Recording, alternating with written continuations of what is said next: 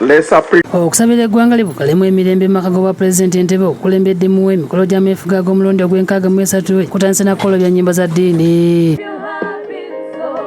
Kuno kwe omulundi ogwa-27 nga kutambulidde ku mulamwa ogw'amaanyi agali musonyiwa n'okutabagana ogusimbuliddwa mu kitabo ky'amatayo. Pulezidenti Museveni asimye paalamenti olw'okukoma mu muli ogw'okusaba kuno buli mwaka. I want to thank the Parliament for sustaining this effort of the prayer breakfast. Pulezidenti Museveni ategeeza nti nga tannasonyiwa olw'akasiisi yasooka n'ayingira woofiisi y'obwa pulezidenti enkadde n'asaba Katonda olw'eddoboozi lya Mwoyo Omutukuvu ne limujjira nga limugamba nti ekyokutta olw'akasiisi si kye kyali ekituufu.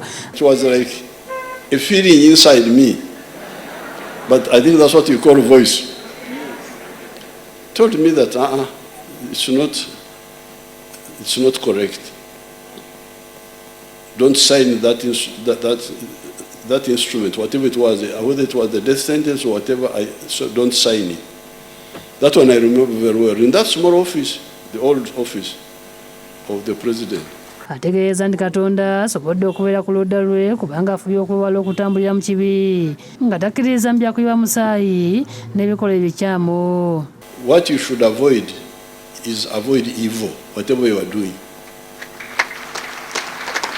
Because I can see that God really has been on our side, because I don't know why, but I partly think it could be because of that, because we avoid evil. Whether we are angry, whether we are what.